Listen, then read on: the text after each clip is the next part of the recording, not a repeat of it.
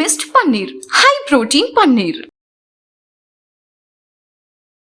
விக்கிரவாண்டியில திமுக 25% வாக்கு அதிகம் பெற்றுட்டாங்கன்னா அவங்க பெற்றது பறையர் சமூக வாக்குகளை கன்சாலிடேட் பண்ணிட்டாங்க, வன்னியர் அல்லாத சமூக மக்கள் வாக்குகளை கன்சாலிடேட் பண்ணிட்டாங்க. ஏடிஎம்கே வெர்சஸ் சீமானே கொண்டு போறீங்களே, சீமான் வெர்சஸ் அண்ணாமலைன்னு ஏன் கொண்டு போக மாட்டேங்கிறீங்க?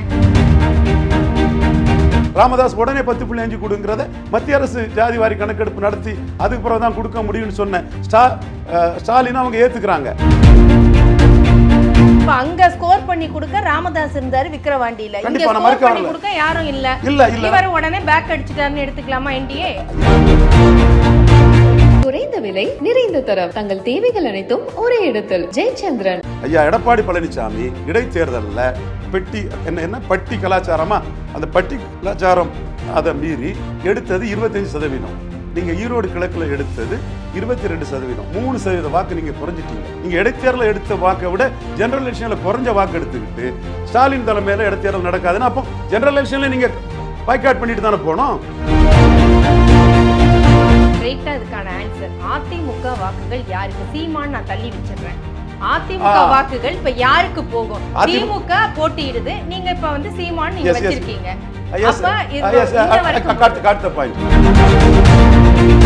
ஒரு நாயுடு கேண்டிடேட்டை காங்கிரஸ் நிறுத்துறதை விட ஒரு செங்குந்த முதலியார் கேண்டிடேட்டை திமுக, அது ஒரு பவர்ஃபுல் செங்குந்த முதலியார் கேண்டிடேட்டை திமுக நிறுத்துறது.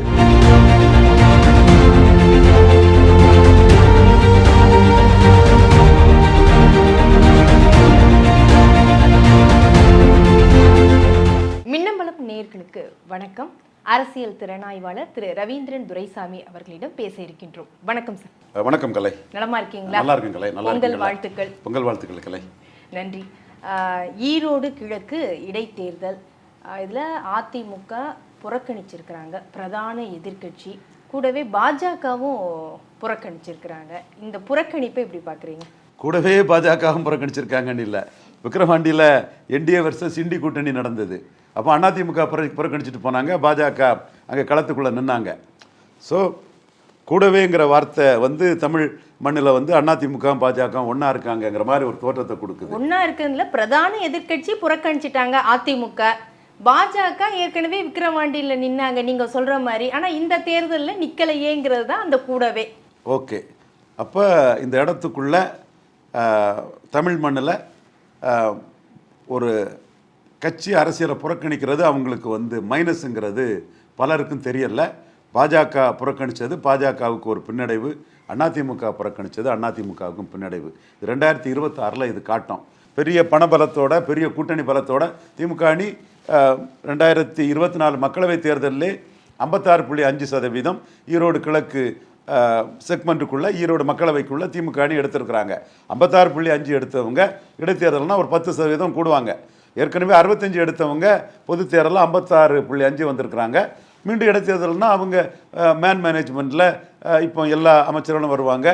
செந்தில் பாலாஜி இதில் நம்பர் 1 ஆர்கனைசர்னு பேர் எடுத்தவர். அவர் பேரை சொன்னாலே மற்றவங்களுக்கு ஒரு கிளி உட்படக்கூடிய அளவுக்கு ஒரு இமேஜ் அவர் உருவாக்கி வச்சுட்டாரு. அதில் நாம் தமிழர் சீமான் தரப்பை எதிர்கொள்வாங்க. அவங்களுக்கு வேறு ஸ்ட்ராட்டஜிக்குள்ளே அவங்க போவாங்க. ஸோ அந்த இடத்துக்குள்ளே இவங்க 65% வாக்கு ஈஸியாக வந்துடுவாங்கன்னு சொல்லும்போது வெற்றி திமுகவுக்கு உறுதிங்கிற அடிப்படையில் மற்றவங்க புறக்கணிக்கிறாங்க. இது அவங்களுக்கு மக்கள் மத்தியில் அவங்களோட இமேஜை காலி பண்ணும்.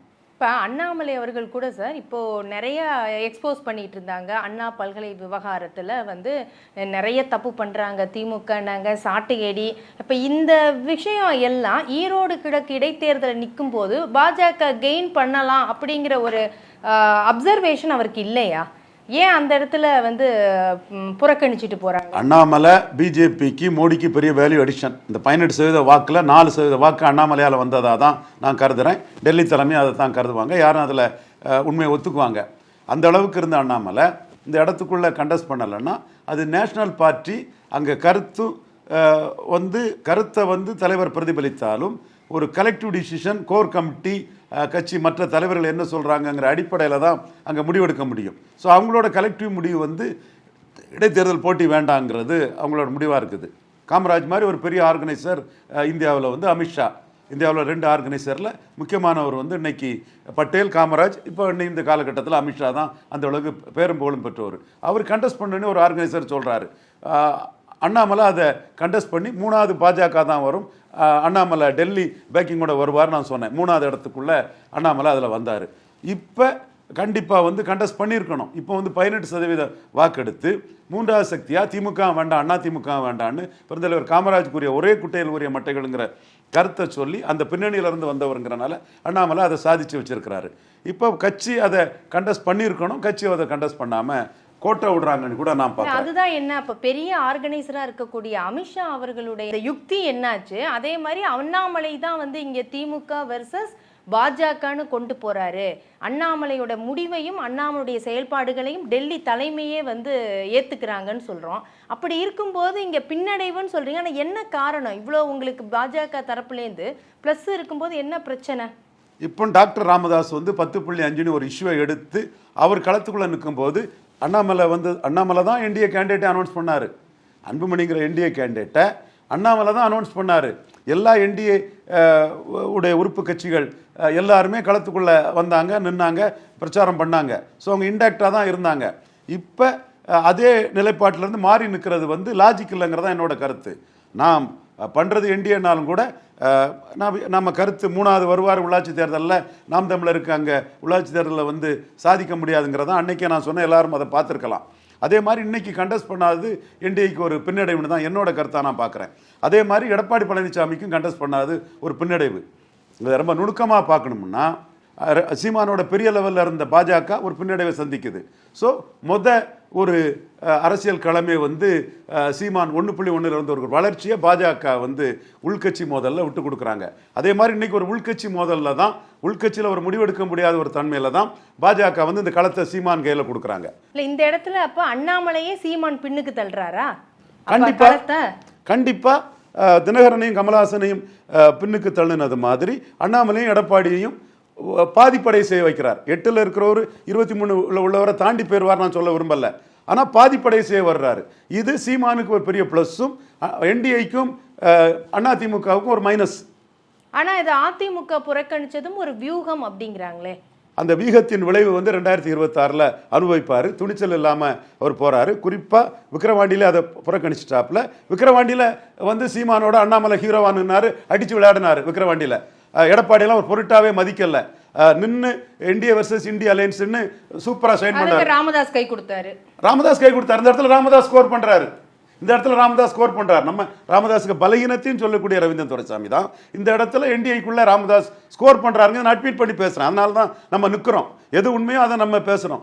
ராமதாஸ் அதில் ஸ்கோர் பண்ணாரு. அன்புமணியும் அண்ணாமலையும் ஒன்னா நின்று எடப்பாடிக்கு ஓட் டிரான்ஸ்பரிங் கெப்பாசிட்டியே கிடையாது, ஓட் கண்ட்ரோலிங் கெப்பாசிட்டி கிடையாதுன்னு அண்ணாமலை நிரூபிச்சு யாருனாரு. 25% அதிமுக இரட்டையிலை வாக்குகள் உதயசூரியனுக்கு போயிட்டு எடப்பாடி பழனிசாமி வந்து 10.5க்கு விளக்கம் சொல்ல முடியாமல், அதில் முடிவெடுக்க முடியாமல் ஓடுறாரு. சீமான் 10.5 பொறுத்தளவில் 10.5 கேட்குற நியாயம்தான். ஆனால் நீங்கள் 14 கொடுங்க, 12 கொடுங்க, எவ்வளோ வேணாலும் கொடுங்க, ஜாதி வாரி கணக்கெடுத்து கொடுங்கன்னு சொல்லும்போது வட தமிழகத்தில் பிற சமங்கள் மத்தியில் இந்த ராமதாஸுக்கு கண்டு 5 எடப்பாடி பழனிசாமி மாதிரி ஓடல சீமான் சுத்த வீரனா நிற்கிறாரு. அந்த களத்துக்குள்ள இதுதான் என் இஷ்யூ நிற்கிறாருங்கிற இமேஜ் வட தமிழகத்தில் உள்ள மக்கள் மத்தியில் விழுது. இதோட ரியாக்ஷன் வந்து 2026 தெரியும். இன்னும் சொல்ல போனால் விக்கிரவாண்டியில் திமுக வந்து 25% வாக்கு அதிகம் பெற்றுட்டாங்கன்னா அவங்க பெற்றது பறையர் சமூக வாக்களை கன்சால்டேட் பண்ணிட்டாங்க, வன்னியர் அல்லாத சமூக மக்கள் வாக்களை கன்சால்டேட் பண்ணிட்டாங்க. அன்னியூர் சிவாவை விட்டு ஓரளவு ஒரு 25 to 30% வன்னியர் ஓட்டையும் அவங்க எடுத்துட்டாங்க. இப்போ இந்த இடைத்தேர்தல் என்ன ரிஃப்ளெக்ஷன் கொடுக்குது? ஓட்டிங் பேட்டர்ன்லாம் தமிழ்நாட்டில் மாறிட்டு, நீங்கள் ஜெயலலிதா காலம் வேற, கலைஞர் ஜெயலலிதா காலம் வேற, இப்போ ஓட்டிங் பேட்டர்ன்லாம் மாறிட்டு, மாறின ஓட்டிங் பேட்டர்னில் மு.க. ஸ்டாலினுக்கு தலைமைக்கு வட தமிழகத்தில் உள்ள வன்னியர் அல்லாத பிற ஜாதிகள் பெருவாரியான ஆதரவு கொடுக்குறாங்க, அவங்க மேல் நம்பிக்கை பெறுறாங்க. ராமதாஸ் உடனே 10.5 கொடுங்கிறத மத்திய அரசு ஜாதி வாரி கணக்கெடுப்பு நடத்தி அதுக்கு பிறகு தான் கொடுக்க முடியும்னு சொன்ன ஸ்டாலின் அவங்க ஏற்றுக்கிறாங்க. 35% வாக்கெடுத்த எடப்பாடி பழனிசாமி அதில் பின்னடைவு அடைகிறாரு. எப்படி கமலஹாசன் தினகரன் சீமான்ட்டு அடைஞ்ச பின்னடைவை எடப்பாடி பழனிசாமி ஸ்டாலின்ட்ட பெரிய அளவிலையும் சிறிய அளவில் சீமான்ட்டையும் அடைகிறாரு. இது 26 தேர்தலில் தெரியும். அதே மாதிரி நீங்கள் ஈரோடு கிழக்கு இதில் என்ன பொசிஷன்னா, எடப்பாடி பழனிசாமி ஒரு கருத்தை சொல்கிறாரு. என்ன கருத்தை சொல்கிறாரு? ஸ்டாலின் தலைமையில் இடைத்தேர்தல் நல்லா இருக்காது, ஒழுங்காக நடக்காதுங்கிறாரு. தமிழ் கூறு நல்லுலகில் அவ்வளவு பத்திரிகையாளர்களும் அவ்வளவு அரசியல் கட்சி தலைவர்களும் பிரேமலதா அம்மையார் அவங்க கூட்டணி கட்சி தலைவர்களும் சீமான் அவர்களும் தென் டாக்டர் ராமதாஸ் அவர்களும் நடிகர் விஜய் அவர்களும் எல்லாருமே மனச்சாட்சியோட உண்மையும் நேர்மையுமா பாருங்க. ஐயா எடப்பாடி பழனிசாமி இடைத்தேர்தலில் பட்டி கலாச்சாரமா, அந்த பட்டி கலாச்சாரம் அதை மீறி எடுத்தது 25%. அதில் திண்டுக்கல் மாதிரின்னு செங்கோட்டையன் சொன்னார், இவங்களும் காசு கொடுத்ததாட்டு சீமான் சொல்கிறாரு, எடப்பாடியும் காசு கொடுத்தாருன்னு சீமான் சொல்கிறாரு. அதில் காசெல்லாம் கொடுத்து நீங்கள் எடுத்தது 25%. அதற்கு பிறகு 2024 ஆற்றல் அசோக்குமார்னு ஒருத்தரை இவரோட மக்களவை கேண்டிடேட்லாம் மணி பேக்குலாம் எல்லாரும் பேசினாங்க, ஜெயிப்பார்லாம் சொன்னாங்க. நான் ஒன்றும் ஜெயிக்க மாட்டாங்க, அதிமுக ஒரு சீட்டும் வராது நான் சொன்னேன். அவரை நிறுத்தி நீங்கள் ஈரோடு கிழக்கில் எடுத்தது 22%, 3% வாக்கு நீங்கள் குறைஞ்சிட்டீங்க. இந்த மாதிரி ஜெயலலிதா அம்மையார் குறையலை. அழகிரியோட அதிரடியில் திருமங்கலத்தில் இடைத்தேர்தலில் குறைவாக எடுத்தவங்க, மதுரை மத்திய மதுரை மேற்கில் எடுத்தவங்க, ஜெனரல் எலெக்ஷன் வரும்போது 2009 15% வாக்குகள் மதுரை மத்தியில் ஏறினாங்க, மதுரை மேற்கில் ஏறினாங்க. சிபிஎம் அவங்க கூட்டணி கேண்டிடேட், அதே மாதிரி மதிமுக அவங்க கூட்டணி கேண்டிடேட் ஜெனரல் எலெக்ஷனில் ஏறினாங்க. நீங்கள் இடைத்தேர்தலில் எடுத்த வாக்கை விட ஜெனரல் எலெக்ஷனில் குறைஞ்ச வாக்கு எடுத்துக்கிட்டு ஸ்டாலின் தலைமையில் இடைத்தேர்தல் நடக்காதுன்னா அப்போ ஜெனரல் எலெக்ஷனில் நீங்கள் பாய்காட் பண்ணிட்டு தானே போனோம். ஜெனரல் எலெக்ஷன் நீங்கள் பாய்காட் பண்ணிட்டு தானே போனோம். ஸ்டாலின் தலைமை ஜெனரல் எலெக்ஷனில் நீங்கள் இடைத்தேர்தல் எடுத்த ஓட்டு எடுக்கலையே. அப்போ உங்கள்கிட்ட லாஜிக் இல்லை. அண்ணாமலையும் சொல்றாரு, எடப்பாடி மட்டும் இல்ல, அண்ணாமலையும் சொல்றாரு பட்டி கலாச்சாரம் அப்படிங்கிறாரு. அப்ப அவருக்கும் அந்த பயம் இருக்குதா? ஏடிஎம்கே வெர்சஸ் சீமானே கொண்டு போறீங்களே, சீமான் வெர்சஸ் அண்ணாமலைன்னு ஏன் கொண்டு போக மாட்டேங்கிறீங்க? ஏடிஎம்கே வெர்சஸ் சீமான் சொல்றதுக்குன்னா ஃபர்ஸ்ட்ல வந்து அண்ணாமலை விக்கிரவாண்டியில் நின்னாரு, அதனால அண்ணாமலை அங்க நான் கொண்டு போகல. இங்க 2 பேரையும் சேர்த்தியா கொண்டு போறேன். 2 பேருக்கு லீடர்ஷிப்பை விட சீமானுக்கு லீடர்ஷிப் ஒற்றை தலைமையாக துணிச்சலாக நிற்குங்கிறது மறுக்கவோ மறைக்கவோ முடியாது. நடுநிலைமையான நேர்மையான உண்மையான யாருமே ஒத்துக்கொள்ளக்கூடியது உண்மைதான். வடமண்டலத்தில் வன்னியர் அல்லாத பிற ஜாதிகள்கிட்ட எடப்பாடி நம்பிக்கை இழக்கிறார். மேற்கு மண்டலத்தில் கொங்கு வேளாளர் அல்லாத பிற ஜாதிகள்கிட்ட நம்பிக்கை இழக்கிறார். கொங்கு வேளாளர்களே அதிருப்தி அடைகிறாங்க. எடப்பாடி பழனிசாமியில் நிற்காம போனது தவறுங்கிறாங்க. ஸோ இதுதான் மக்கள் பார்வை. நான் ஏன் நிற்காம போனது தவறுங்கிறத சொல்கிறோம்னா ஒரு ஆதாரத்தையே சொல்கிறேன். நீங்கள் ஜெனரல் எலெக்ஷன்லேயே இடைத்தேர்தல் எடுத்ததோட குறைஞ்சிருக்கீங்க, ஜெயலலிதா அம்மையார் அப்படி குறையலைங்கிற ஆதாரத்தை புள்ளி வரத்தோட நான் சொல்கிறேன். ஆனால் ஜெயலலிதா அம்மையார் கூட இடைத்தேர்தலை புறக்கணிச்சவங்க தானே? கண்டிப்பாக புறக்கணிச்சாங்க. அது வியூகம்னு ஒத்துக்கிட்டோம். அடுத்து வந்து ஜெனரல் எலெக்ஷனில் அவங்க வந்து ஜெயிக்கிறாங்க. அப்படி இருக்கும்போது இவருக்கு மட்டும் அது பொருந்தாது. சீமான் இவரை பலகீனப்படுத்துவார். ஜெயலலிதா அம்மையார் அன்னைக்கு இருக்கும்போது சீமான் 1% வாக்கு தான் எடுத்தாங்க. சார் 22% சொல்றீங்க ஏடிஎம்கேவுக்கு. அப்ப சீமான் எப்படி அதிமுகவை பலவீனப்படுத்துவார்? 40% இருந்தது தான் 20% அன்னைக்கு போயிருக்கு. சீமான் 1% 8% வந்திருக்காரு. அதிமுக பலகீனப்படுத்தி தான் வந்திருக்கிறாரு. மீண்டும் பலகீனப்படுத்துவார். கோலத்தனமா தேர்தல் களத்தை விட்டு ஓடின எடப்பாடி பழனிசாமியை நான் வெள்ளாள கவுண்டர்கள் என்ன நம்பிக்கையோட வர மாட்டாங்க. வெள்ளாள கவுண்டர்களே அதில் நம்பிக்கை இழக்கிறாங்க. ஸோ சீமான் கண்டிப்பா 2026 தனிச்சு நின்று எடப்பாடி பழனிசாமி பலகீனப்படுத்துவார். வாய்ப்பு இருக்கு. என்டிஏ பலகீனப்படுத்த வாய்ப்பு இருக்கு. என்டிஏ பண்ணாத பற்ற தவறு வாய்ப்பு இருக்கு. அப்ப அங்க ஸ்கோர் பண்ணி கொடுக்க ராமதாஸ் இருந்தாரு விக்கிரவாண்டியில. இங்க ஸ்கோர் பண்ணி கொடுக்க யாரும் இல்ல. இவர் உடனே பேக் அடிச்சிட்டாருன்னு எடுத்துக்கலாமா? என்டிஏ இவருன்னு சொல்லாண்டா அது என்டிஏங்கிறது ஒரு அமைப்பு. அந்த அனௌன்ஸ் பண்றதுக்கு நீங்க அண்ணாமலைக்கு நீங்க அதிகாரத்தை கொடுக்குறீங்க. ஒரு கேண்டிடேட் அனௌன்ஸ் பண்றாரு, என்டிஏ கூட்டணி அந்த அதிகாரத்தை அண்ணாமலைக்கு கொடுத்துருக்குன்னு சொல்லும் போது இந்த பேக் ஆகிற இந்த பிரச்சனையும் அவர் தானே ஏத்துக்கணும். எஸ், நான் மறுக்க வரல. நீங்க லாஜிக்கா கேட்டா ஒத்துக்கிறேன். எப்படி அனௌன்ஸ் பண்றாருன்னா இண்டிவிஜுவல் பார்ட்டி லீடரா அனௌன்ஸ் பண்ணல. அவரு என்டிஏக்கு பாஜக தலைவராக இருந்து ஒரு தலைவராக இருந்து அனௌன்ஸ் பண்ணுறாரு. இந்த இடத்துக்குள்ள அந்த கிரெடிட் எடுத்தவர் நிற்காம போனதுக்கும் அவருடைய மைனஸே நான் ஒத்துக்கிறேன். உங்கள் பாயிண்ட்டை நான் ஒத்துக்கிறேன். பட் அந்த இடத்துக்குள்ள இங்கே நிற்கிறதும் நிற்காததும் வந்து ஒரு கலெக்டிவ் டிசிஷன் தான். சரி, அதே மாதிரி கவுண்டர் 2வது பெரிய சமுதாயமாக அங்கே இருக்கு. அப்படி இருந்தும் ஏன் வந்து என்டிஏ கூட்டணி அங்கே தயங்குறாங்க? அண்ணாமலை எதுக்கு தயங்குறாரு? என்டிஏ கூட்டணி 8% வாக்கு தான் அங்கே எடுத்திருக்கிறாங்க. ஸோ 8% வாக்கு அங்கே எடுத்திருக்கும் போது ஆவரேஜாக அவங்க 18% வாக்கு தமிழகத்தில் எடுத்திருக்காங்க. ஈரோட்டில் அவங்களோட வாக்கு பலம் குறைவு. அதனால நாம் தமிழர் சீமானும் 8.3 எடுத்திருக்காரு, 8.3 எடுத்திருக்கிறாப்புல. நாம் தமிழர் சீமான் பல இஷ்யூஸை எடுத்து தெளிவாக களத்துக்குள்ளே போயிட்டு இருக்கிறாரு. இவங்க 8% எடுத்திருக்கிறதுல பாஜக, Dhinakaran, OPS, doctor Ramadoss, GK Vasan, இதில் ஜிகே வாசன் கேண்டிடேட் தான் நின்று எடுத்திருக்கிறாப்புல. இது கோகரண்டாக நின்று ஃபைட் பண்ணுவாருன்னா அண்ணாமலையே கண்டிப்பாக நான் ஃபைட் பண்ணுவேங்கிறத எடுத்திருப்பாரு. சப்போஸ் இதே எலெக்ஷன் வந்து கோயம்புத்தூரில் வந்திருக்கும்னா கோயம்புத்தூரில் 6 தொகுதிக்குள்ளே ஒன்று வந்திருக்கும்னா என்டிஏ கூட செல்வாக்கு வந்து 30-33 ரேஞ்சில் இருந்திருக்கும். அதிமுக 3ஆக தான் இருந்திருக்கும். நம்ம 2வது எப்படியும் வந்திருக்கும்னா அந்த இடைத்தேர்தலில் வந்து அவங்க ஃபைட் பண்ணியிருப்பாங்க.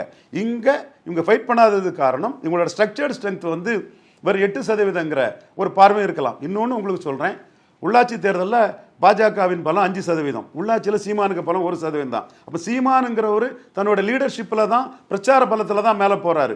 இடைத்தேர்தல் அவருக்கு லீடர்ஷிப்பும் பிரச்சார பலமும் அவருக்கு வந்து ஓரளவு கை கொடுக்கலான்னு சொல்லும்போது இங்கே கூட்டணி கட்சிகள் எப்படி ஒத்துழைப்பு கொடுப்பாங்க, உள்கட்சிகள் எப்படி ஒத்துழைப்பு கொடுப்பாங்க, களத்தில் நிற்கும் போதே தமிழிசை ஏதாவது குறுக்குசால் ஓட்டுவாங்க, நயினார் நாகேந்திரன் இன்னொரு குறுக்குசாலை ஓட்டுவார், ப்ரொஃபஸர் சீனிவாசன் அதாவது டைரக்டாக இல்லாமல் இன்டைரக்டாக ஏதாவது ஊமை குத்துவார். அப்படிப்பட்ட லெவலில் ஒரு தேசிய கட்சி வந்து இந்த வீக்கான இடத்துக்குள்ள வேண்டாங்கிற முடிவு கட்சியோட கோர் கமிட்டின்னு சொல்லும்போது அண்ணாமலை அதை விட்டுருக்கலாம். இல்லை இப்படி பயந்தா அப்புறம் பொது தேர்தல் இருக்கே, பொது தேர்தலில் எத்தனை 234 தொகுதிகள் இருக்கு, எல்லா இடத்துலையும் குறுக்கு சால் ஓட்டாமையா இருப்பாங்க.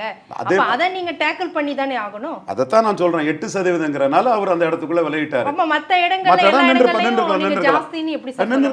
கோயம்புத்தூர்னா நின்று இருக்கலாம். இதை தாண்டி கோயம்புத்தூரை விடுங்க, தெற்கு எடுங்க, மேற்கு எடுங்க, வடக்கு எடுங்க, ஒவ்வொரு பகுதியும் எடுத்தா எல்லா இடத்துலயும் 12% மேலன்னு சொல்ல முடியாது. 18% மேலே இருக்காங்க, கீழே இருக்கு. அப்ப அந்த இடத்துல எல்லாம் நீங்க டேக்கிள் பண்ணி தானே வரணும். தெளிவா சொல்றேன், அமித்ஷா கருத்தை தான் சொல்றேன். ஒரு இந்துத்துவா சொல்லி அவருடைய கட்சி அவங்க சுரேந்திரன் மாதிரி கேரளா மாதிரி எல்லா இடமும் கிடைக்கிற வாய்ப்பை பயன்படுத்துறது தான் கட்சி கொள்கை மக்கள்கிட்ட கொண்டு போறது தான் கரெக்ட். சரி, திமுக கூட்டணி என்ன மாதிரியான ஒரு இலக்கு வச்சிருப்பாங்களா? எத்தனை சதவீதம் இதுல கிடைக்கிறதுக்கு வாய்ப்புகள் இருக்கு? திமுக கூட்டணி 65% வாக்குக்கு அவங்க போயிட்டாங்க. 65% வாக்கு இடைத்தேர்தலில் வாங்கினவங்க ஜெனரல் எலெக்ஷனில் 8% தான் வாங்கியிருக்காங்க, 8% தான் குறைஞ்சிருக்காங்க. இன்னைக்கு 56.5% அவங்க எடுத்துட்டாங்க. எங்க 2024 அந்த செக்மெண்ட்டுக்குள்ள. அப்போ இனிமேல் வந்து அவங்க ஒரு 10% ஓட்டு ஏறுறது உங்களுக்கு ஒன்றும் பெரிய மேட்டர் இல்லை. என்டிஏயும் அதிமுக நிற்காதனால 20% ஓட்டு வரும் இங்கே ஏறணுங்கிற லெவலில் 70% மேலே டார்கெட் வச்சு போவாங்க. 75 டார்கெட் வச்சு போவாங்க. 70க்கு குறைய மாட்டாங்கங்கிறது என்னோட கணிப்பு. அது இதே தான் நான் வந்து விக்கிரவாண்டியிலையும் சொன்னேன். விக்கிரவாண்டியில் நாம் சொன்னது சொல்லும்போது திமுகவுக்கு ஆதரவாக நம்ம சொல்கிறோம்லாம் நம்மளை மேலே பாஞ்சி பிராண்டுனாங்க. நடந்ததா இல்லையாங்கிறதா எங்கள் மேட்ரு எடுத்தால. சரி, இதுல அதிமுக பாஜக வாக்குகள் யாருக்கு போகும்? 2 பேரும் புறக்கணிச்சிருக்கிறாங்க. சீமான் இதை என்ன பார்க்குறாருன்னா 214 தொகுதிக்குமான ஒரு பிரச்சாரமாக தான் அவர் கொண்டு போவார். ஓட்டு வந்து கிடைக்கிற ஓட்டு கிடைக்கட்டுன்னு தான் அவர் போவார். நான் கேட்கறது ஸ்ட்ரைட்டா இதுக்கான ஆன்சர். அதிமுக வாக்குகள் யாருக்கு? சீமான் நான் தள்ளி வச்சிடுறேன். அதிமுக வாக்குகள் இப்ப யாருக்கு போகும்? திமுக போட்டியிடுது, நீங்க இப்ப வந்து சீமான் நீங்க வச்சிருக்கீங்க. அதிமுக வாக்குல 25% கழிஞ்ச முறை வந்து திமுகவுக்கு போச்சு. அது திரும்பி அதிமுகவுக்கு வர்றதுக்குள்ள வாய்ப்புகள் குறைவு. அந்த பகுதியிலே நான் 1 இயர் வாக்குகள் வந்து ஸ்டாலின் பின்னாடி செட்டில் ஆகிறதுக்கும் ஒரு வாய்ப்புகள் உண்டு. மீண்டும் எடப்பாடி எடுத்துடலாம்னு நினைச்சா அதில் ஏமாறதுக்குள்ள வாய்ப்புகளும் உண்டு. ஒரு 10% அதிமுக வாக்குகள் வந்து டாக்டர் யாவுக்கு தான் போச்சு. 50 தொகுதிகளில் என்டிஏ அல்லது பாமக லீட் பண்ணாங்க, திமுகவோட லீட் பண்ணாங்க. 50 பூத்துகளில் லீட் பண்ணாங்க, தொகுதிகளில் பூத்துகள். நான் கேட்கறது ஈரோடு கிழக்கு சார். ஈரோடு கிழக்குல திமுக நிக்குது, அதிமுக நிக்கல. அந்த வாக்குகள் யாருக்கு? திமுகவுக்கு போகுமா இல்ல பிரியுமா? ஈரோடு கிழக்குக்கு முன்னாடி விக்கிரவாண்டியிலே அதிமுக வாக்கு வந்து திமுகவுக்கு போயிருக்குது. அப்ப இதுலயும் திமுக வாய்ப்பு இருக்கு. சீமானுக்கு போறதுக்கு வாய்ப்பு இல்லையே. சீமானுக்கு இது கொள்கை அடிப்படையில் பறையர்களுக்கும் தேவேந்திர குல வேளாளர்களுக்கும் அநீதிங்கிற அந்த அடிப்படையிலையும் அவர் சொல்லக்கூடிய கருத்தியல் அடிப்படையில் தான் வாக்கு போகும். ஆனா அதிமுக வைக்க சாலிடா திமுக அப்படிங்கறத நம்ம எடுத்துக்கலாம். பெரும் பகுதி விக்கிரவாண்டியில திமுகவுக்கு தான் போயிருக்கு. இன்னும் அதை கூட புரிஞ்சிக்காம ரெட்டை வாக்கு உதயசூரியன் போகாதுன்னு கருத்து குரர்களா கடந்த காலத்தின் கைதிகளா நிறைய பேர் பேசிட்டு இருக்காங்க. நான் தரவுகளோட தான் சொல்றேன். 25. சரி, பாஜக வாக்குகள் யாருக்கு போகும்? பாஜக வாக்குகள் வந்து பெருமளவு சீமானுக்கு போறதுக்கு வாய்ப்பு இருக்கு. சீமான் பக்கம் போகும். சரி, இப்ப விஜய் இந்த இடைத்தேர்தல்ல இல்ல, ஆனா அவருக்கான வாக்குகள் அப்படி அவர் வாக்கு இருக்குதா நான் நினைக்கல. அவருக்கு வாக்கு இருக்குதா நான் நினைக்கல. மற்றவங்க நினைக்கிறது அவங்க விருப்பம். அவருக்கு ரசிகர்கள் இருப்பாங்க. அண்ணன் ரஜினிகாந்துக்கு, கமலஹாசனுக்கு, சிவகார்த்திகேயனுக்கு, அஜித்துக்கு இருக்க மாதிரி அவருக்கு ரசிகர்கள் இருக்காங்க. அவங்க வாக்காளர்களாக இன்னும் ஆகலை. களத்துக்குள்ளே வந்து நின்னாதான் அவருக்கு வாக்காளர்கள் அந்தஸ்து அவங்களுக்கு கொடுக்க முடியும். அபிமானிகள் இருக்கலாம், அவங்க வாக்காளர்கள் அல்ல. ஸோ விஜயை நம்பி இங்கே ஒன்றும் வாக்கு விழுவுன்னு நான் நினைக்கல. இன்னும் சொல்ல போனால் அவருக்கு தத்துவ தலைவர் பெரியாரை வந்து இன்னைக்கு டிஃபெண்ட் பண்ணிட்டு இருக்கிறது திமுக. அந்த தத்துவத்தில் உள்ளவங்க அவங்க வாக்கு வந்து திமுகவுக்கு தான் போகணும். திமுக அவரை ஒன்றும் ரெகனைஸ் பண்ண போகிறதில்ல. அப்படி பெரியார் மையமாக வச்சு வாக்கு வந்தாலும் சிஏ எதிர்ப்புனாரு, அதை வந்து திமுக ரெகனைஸ் பண்ணலை. அவரை விஜய் ரசிகர்லாம் எங்களுக்கு ஓட்டு போடுவாங்கலாம் யாருமே கேட்கல. சீமான் தான் ஓரளவு அண்ணனும் தம்பின்னு சொல்லி விஜயை விக்கிரவாண்டியில் ரெகனைஸ் பண்ணார். இந்த இடத்துக்குள்ள அது கூட பண்ணுவார் நான் நினைக்கல. சரி சார், இப்போ காங்கிரஸ் கிட்ட இருந்தது இந்த தொகுதி 2021 அவங்க தான் 2 முறை அந்த தொகுதி வந்து தேர்தலை சந்திச்சிருச்சு. இப்போ திமுக இதில் போட்டியிடுறது அப்படிங்கிறது என்ன வியூகமா நீங்க பாக்குறீங்க? காங்கிரஸ் நின்னா அதில் வந்து ஒரு பிறமொழி பேசக்கூடிய ஒரு சகோதரரை கேண்டிடேட்டாக போட்டுடலாம்.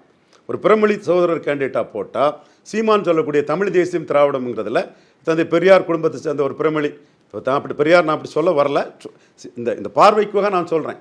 நான் ராமச்சந்திரன் நாயுடு சிஎம் ஆகணும்னு என்னோட 17 வயசில் சொன்னவன். அது என்றைக்கும் நம்மள அந்த நேஷனல் மைண்ட் செட்டுக்குள்ளே நாம் இருக்கிறோம். பட் அரசியல் களத்துக்குள்ளே இவங்க வந்து திராவிடம் வெர்சஸ் தமிழ் தேசியன்னு சீமான்னு சொல்லும்போது ஒரு நாயுடு கேண்டிடேட்டை காங்கிரஸ் நிறுத்துறதை விட ஒரு செங்குந்த முதலியார் கேண்டிடேட்டை திமுக, அது ஒரு பவர்ஃபுல் செங்குந்தர் முதலியார் கேண்டிடேட்டை திமுக நிறுத்துறது தமிழ்நாடு ஃபுல்லாக உள்ள செங்குந்தர் முதலியார் மத்தியில் ஒரு தாக்கத்தை ஏற்படுத்தும். அது உண்மை இல்லை. அது சொல்லும் போதே நீங்கள் சொல்கிறீங்க காங்கிரஸ் வெர்சஸ் தமிழ் தேசியம்னு போயிடக்கூடாது அப்படின்னு. இப்போ வாலண்டியராக சீமானை கொண்டு வந்து எல்லாத்துலேயும் நீங்கள் கம்பேர் பண்ணணும்னு நினைக்கிறது அது சரியா சார்? அது சீமானை கில்லிங் இன் சைலன்ஸ் பண்ணுறாங்களா இல்லையா? ஊடகத்தில் 8% இம்பார்ட்டன்ஸ் சீமானுக்கு கொடுக்கப்பட்டிருக்கா? நாம் பேசுறது தவறா? சீமானை பற்றி நான் பேசின தவறானது எது சொல்லுங்க? நீங்க ஒரு கம்பாரிசன் வைக்கும்போது காங்கிரஸ்க்கு கொடுத்திருந்தா காங்கிரஸ்ல உள்ள அந்த நாயுடுவோ வெர்சஸ் தமிழ் தேசியமோ போயிடுங்கிறதுக்காக திமுக வருது செங்குந்த முதலியாருங்கிறது ஒரு அதீதமா இல்லையா? கண்டிப்பா நான் சொன்னது கரெக்ட்ங்கிறது யாருக்கு தெரியுமோ தெரியாதோ கலைஞரோட பெரிய ஸ்ட்ராட்டஜின்னு சொல்லக்கூடிய தமிழக முதல்வர் மு.க. ஸ்டாலினுக்கு ரவீந்திரன் துரைசாமி சொல்றது சரின்னு தெரியும், நான் நம்புறேன். சரி, காங்கிரஸ் வந்தா நாயுடு தான் நிறுத்துவாங்களா சார்? நாயுடு நிறுத்ததுக்குள்ள பாசிபிலிட்டிஸ் அதிகம். இல்லைன்னா அவங்களும் முதலியாரையோ கவுண்டரையோ நிறுத்திடலாம்ல. ஸ்டாலின் அதில் சான்ஸ் எடுக்க விரும்பல. நாயுடு நிறுத்திட்டாங்கன்னா சான்ஸ் எடுக்க விரும்பல. பெரியாரே கேண்டிடேட் செலக்ஷன் முதற்கொண்டு கூட்டணி ஒற்றுமையா தான் செயல்படுறாங்கன்னு நம்ம பார்த்திருக்கோம். அது உங்களுக்கு தெரியாது இல்ல? இவங்க ஒரு தனித்துவமா, அதாவது தனிய ஒரு முடிவு எடுத்து காங்கிரஸ் நாயுடு தான் எங்க கேண்டிடேட்னு சொல்லி அனௌன்ஸ் பண்ணிடுவாங்களா without the permission of Stalin? Stalin கேட்டு தான் பண்ணுவாங்க. ஸ்டாலின் கொடுக்கறது எம்பி போஸ்ட்னு இருக்கும்போது வந்து காங்கிரஸ் தலைமை வந்து இந்தியாவிலே ஸ்டாலின் தான் அந்த கூட்டணி கட்சிகளிலே காங்கிரஸுக்கு ஒரு அனுசரியாக இருக்கக்கூடிய ஒரு உமர் அப்துல்லா பேசுகிறாரு இல்லையா, நியாயமாக நடக்குது மோடி ஆட்சியில், இவிஎம் எல்லாம் மோசம்னு சொல்கிறது தப்புன்ட்டார் உமர் அப்துல்லா. இது அகிலேஷ் யாதவ் அவ்வளோ சீட்லேயே நின்றுட்டார். தேஜஸ்வி யாதவ் இவர் கவர்னரை போய் லாலுவை பார்க்குறாரு.